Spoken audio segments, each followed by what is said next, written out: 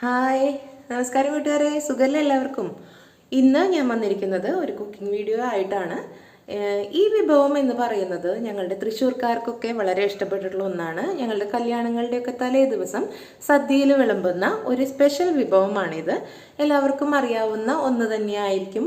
നമ്മൾ പച്ചക്കായയുടെ തോല്, ഇതാ കണ്ടോ, നേന്ത്രക്കായയുടെ തോലും പയറും ഉപയോഗിച്ചിട്ടുള്ള ഒരു പുഴുക്ക് ആണ് ഇന്നുണ്ടാക്കുന്നത്. പുഴുക്ക് അല്ലെങ്കിൽ തോരൻ എന്നൊക്കെ പറയാം. ഞങ്ങൾ തൃശ്ശൂർക്കാർ ഉപ്പേരി എന്ന് പറയും. കായത്തോലും പയറും ഉപ്പേരി.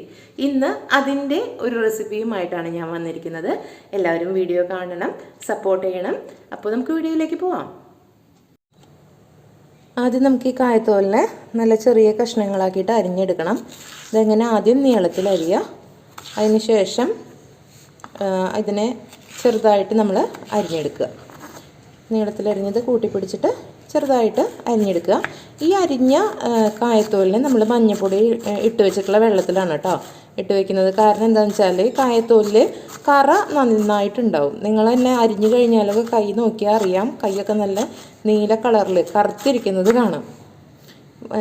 അരിഞ്ഞ് കുറച്ച് കഴിയുമ്പോഴേക്കും കാണാം കയ്യിലൊക്കെ നിറയെ കറുത്ത നിറത്തിലായിട്ടുണ്ടാവും. കാരണം ഇതിന് കറ ഭയങ്കര കൂടുതലാണ്. അതുകൊണ്ടാണ് നമ്മൾ ഇത് കുറച്ച് നേരം വെള്ളത്തിലിട്ട് വെക്കണം എന്ന് പറയുന്നത്. മഞ്ഞൾപ്പൊടിയോ അല്ലെങ്കിൽ ഉപ്പോ ഒക്കെ ചേർത്തിട്ടുള്ള വെള്ളത്തിൽ ഇട്ട് വെക്കാം. അപ്പോൾ ഞാനിത് മുഴുവനൊന്ന് അരിഞ്ഞെടുക്കട്ടെ. ഞാനിവിടെ 2 കായയുടെ തോലാണ് എടുത്തിരിക്കുന്നത്. നിങ്ങൾക്ക് അതിൽ കൂടുതൽ ആവശ്യമുണ്ടെങ്കിൽ എടുക്കാവുന്നതാണ് കേട്ടോ. ഇപ്പോൾ നമ്മൾ കായത്തോല് മുഴുവൻ അരിഞ്ഞിട്ട് ഇത് മഞ്ഞൾ ഉള്ള വെള്ളത്തിൽ ഇട്ട് വെച്ചിട്ടുണ്ട്. ഇത് നന്നായിട്ട് കഴുകി വൃത്തിയാക്കിയതിന് ശേഷം നമുക്ക് പയറും ചേർത്തിട്ട് കുക്കറിലിട്ടിട്ട് നന്നായിട്ടൊന്ന് വേവിച്ചെടുക്കണം. ഒരു 3 വിസിലോളം, എൻ്റെ കുക്കറിൽ ഒരു 3 വിസിൽ വന്നാൽ മതി, നന്നായിട്ട് വെന്ത് കിട്ടും. പയർ ഞാൻ തലേ ദിവസം വെള്ളത്തിലിട്ട് വെച്ചിട്ടുണ്ട്. സാധാരണ പയർ തലേ ദിവസം വെള്ളത്തിലിട്ട് വെക്കേണ്ട ആവശ്യമൊന്നുമില്ല, അല്ലെങ്കിൽ തന്നെ പയർ വെന്ത് കിട്ടും. പക്ഷേ ഇത് രണ്ടും കൂടി ഒരുമിച്ച് ഇടുന്നത് കൊണ്ടാണ് ഞാൻ പയർ തലേ ദിവസം വെള്ളത്തിലിട്ട് വെച്ചിരിക്കുന്നത്. കായത്തോലും പയറും ഇട്ടിട്ടുണ്ട്. നെകക്കെ വെള്ളം ഒഴിച്ചിട്ടുണ്ട്. ആവശ്യത്തിന് ഉപ്പ് ചേർത്ത് കൊടുത്തിട്ടുണ്ട്. ഇനി നമുക്കിതിനെ ഗ്യാസിലേക്ക് വെച്ചിട്ട് ഒരു 3 വിസിൽ വെച്ച് വേവിച്ചെടുക്കാം. ഇപ്പോൾ കുക്കറിൽ കായത്തോലും പയറൊക്കെ വെന്ത് കിട്ടിയിട്ടുണ്ട്. ഇനി ഒരു കടായി അടുപ്പത്തേക്ക് വെച്ച് കൊടുത്തിട്ടുണ്ട്. അതിലേക്ക് കുറച്ച് വെളിച്ചെണ്ണ ചേർത്ത് കൊടുക്കാം. ഇനി നമ്മൾ ചതച്ച് വെച്ചിരിക്കുന്ന ഉള്ളിയും അതുപോലെ തന്നെ വെളുത്തുള്ളിയുമാണ് അത് ചേർത്ത് കൊടുക്കാം. ഇതൊന്ന് നന്നായിട്ട് വാടി വരണം. ഇതിൻ്റെ ഒപ്പം തന്നെ നമുക്ക് കുറച്ച് കറിവേപ്പില ചേർത്ത് കൊടുക്കാം. വേപ്പിലയൊക്കെ എത്രയും കൂടുതൽ ചേർക്കുന്ന അത്രയും നല്ലതാണ്. നല്ലൊരു ഫ്ലേവറാണ് ഈ വേപ്പിലയ്ക്ക്. അപ്പോൾ നന്നായിട്ട് ഇതൊന്ന് മൂത്ത് വരുന്ന സമയത്ത് നമുക്കിതിലേക്ക് ചതച്ച മുളകാണ് കേട്ടോ ചേർത്ത് കൊടുക്കുന്നത്. ചതച്ച മുളകാണ് അത് ഈ ഉപ്പേരിക്ക് കൂടുതൽ രുചി നൽകുന്നത്.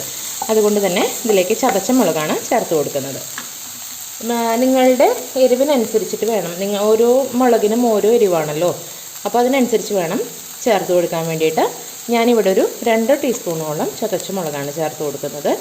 ഇതിനും കൂടിയിട്ട് നന്നായിട്ടൊന്ന് നമുക്ക് മൂപ്പിച്ചെടുക്കണം. ഇപ്പം നമ്മുടെ ഉള്ളിമുളകൊക്കെ നന്നായിട്ട് മൂത്ത് വന്നിട്ടുണ്ട്. ഇത് കരിഞ്ഞു പോകാതിരിക്കാൻ പ്രത്യേകം ശ്രദ്ധിക്കണം. ഇനി ഇതിലേക്ക് നമുക്ക് ചെരുകി വെച്ചിരിക്കുന്ന നാളികേരമാണ് ചേർത്ത് കൊടുക്കുന്നത്. നാളികേരം ചേർത്ത് കൊടുക്കാം. എന്നിട്ട് നന്നായിട്ടൊന്ന് ഇളക്കി യോജിപ്പിച്ച് കൊടുക്കാം. നാളികേരം ചെറുതായിട്ടൊന്ന് ചൂടായിട്ടൊന്ന് മൂത്ത് വരണം കേട്ടോ. ഇതിൽ നാളികേരം ഒന്ന് വറുത്തതുപോലെ ആവണം. അതാണ് ഇതിന് രുചി. മറ്റ് ഉപ്പേരികൾക്കൊക്കെ നാളികേരം നമുക്ക് അവസാനം ചേർത്ത് കൊടുത്താലും കുഴപ്പമില്ല. പക്ഷേ ഇതൊന്ന് നാളികേരം കൂടി ഒന്ന് മൂത്ത് വരണം. നന്നായിട്ട് ഇളക്കിയിട്ട് ഒന്ന് ചൂടാക്കിയെടുക്കാം. നാളികേരം നന്നായിട്ട് മൂത്ത് വന്നിട്ടുണ്ട്. ഈ സമയത്ത് നമുക്ക് വേവിച്ച് വെച്ചിരിക്കുന്ന കായത്തോലും പയറും കൂടി ഇതിലേക്ക് ചേർത്ത് കൊടുക്കുക. എന്നിട്ട് നന്നായിട്ട് ഇളക്കി യോജിപ്പിച്ച് കൊടുക്കുക. ഇത്രയേ ഉള്ളൂ, വളരെ എളുപ്പമാണ്. കായത്തോലും പയറും ഉപ്പേരി ഉണ്ടാക്കുന്നതിന് വേണ്ടിയിട്ട് എളുപ്പത്തിൽ ചെയ്യാൻ പറ്റുന്ന ഒന്നാണിത്. പാചകമൊക്കെ പഠിച്ചു വരുന്ന കുട്ടികൾക്ക് ഉള്ളൊരു വീഡിയോ ആയിട്ട് കൂടെ വേണമെങ്കിൽ ഇതിനെ എടുക്കാം.